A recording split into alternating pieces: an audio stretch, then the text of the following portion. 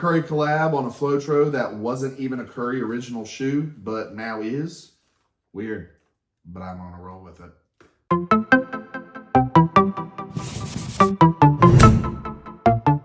What's up, everybody? It's Blue from Blue Shoes, and today I'm bringing a sneaker review for the Curry Tough Crowd Spawn FloTro.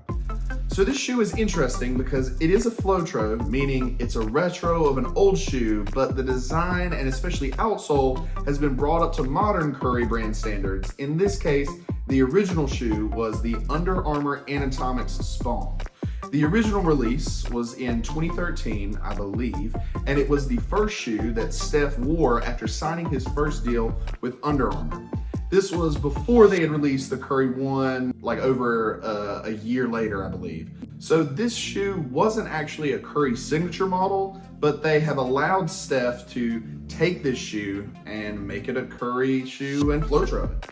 So for those of you that don't know, Curry brand is still tied to Under Armour, but is now their own brand under Under Armour's umbrella.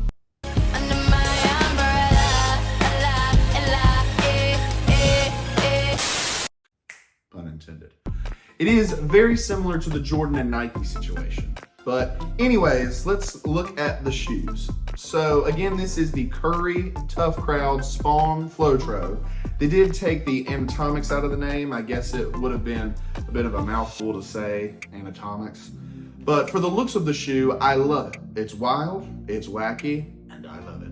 I haven't seen a name for this colorway. I know on the website, it listed the colors as Mystic Magenta, Neo Turquoise, and Metallic Black. But I personally call this colorway the Amethyst. Amethyst being a purple gemstone that inspired this colorway. As you can see from a lot of the upper, it looks like purple amethyst, the gemstone.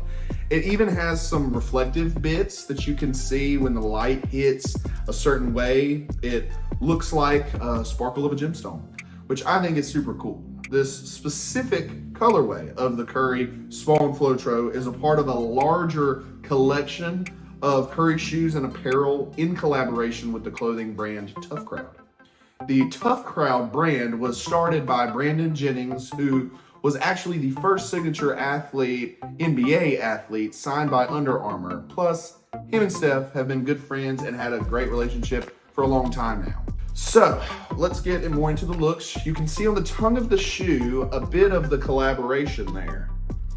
You can see this circle on the tongue is actually a holographic logo that, depending on how you look at it, you'll either see the Curry logo or the Tough Crowd dog logo. A very neat way for the shoe to show both brands' logos. Of course, you have the Under Armour logo here on the heel of the shoe and on the bottom of the outsole. I should also mention the reflective material that is on the tongue of the shoe. Yeah, might be 3M, not really sure. The Spawn has always been a bit of an odd shoe because of its wild colorways and the mixing up of the materials and the patterns, the way they do them. I love the wild and bright shoes, so this colorway for me, totally awesome. All right, well, now from the looks of the shoe to the materials. I'm not totally sure what the materials of this shoe are, some of them anyways. The upper seems to be some sort of light see-through mesh material that has some plastic overlaid in these odd patterns. Under that mesh is some plastic with these circle cutouts, and that plastic helps provide a little bit of extra lock-in and support. Under that is a knit material which actually lines the entire inside of the shoe. The plastic overlay is actually raised in some of the higher traffic areas like the ankles and the toe box. Before I move on though, I will say from the look of this shoe, I expected it to be a lot more of a tank than it actually is. This shoe is actually incredibly light. Despite this though, the shoe also feels very supportive when laced up nice and tight, especially with the way the collar of the shoe comes up so high. But I also love how it does dip down low in the back, which provides greater comfortability and mobility when running. The tongue of the shoe is a large open cell mesh. It's very soft and comfortable. Again, we have that reflective material and plastic overlay with the holographic logo.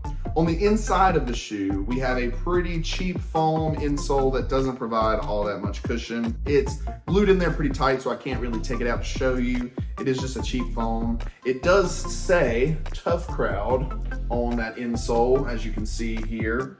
Moving to the outsole of the shoe, of course, this is what gives the sneaker its FloTro moniker. The look of the outsole is actually super similar to the original Anatomix Spawn, but has been made with flow foam, which I think Steph's last 4 signature models have been made with, along with all of his other FloTro shoe models. If you've never played in a shoe with flow foam, you definitely should, because it is amazing. Its flow foam is all foam, no rubber, and its grip is just elite tier. I've never personally played in a shoe with more grip than the flow outsole shoes have. It's almost too good sometimes how it grips the floor and stops you on a dime. I haven't found them to be too bothered by dust, maybe a little bit. I have noticed when they get a little bit wet, they can start to lose a little bit of their grip, but just dry them off with a towel or a mat or something and they're great. Now we get to the fit and comfort of this shoe. So we'll stay with the outsole first. Unfortunately, it doesn't have the dual density foam setup that the Curry 11 has. The Curry 11 was the first shoe in which they actually used 2 different densities of foam. The flow foam on the outsole on the bottom was pretty firm, but there was another layer of foam directly under the insole that was a softer and more comfortable foam. With this shoe, that's not the case, unfortunately. But again, I do think that the flow foam in this shoe is slightly softer than the other foam models that I've worn. So I think the shoe is comfortable, but not top tier, top of the line comfort. For the fit, I would say the shoe goes true to size.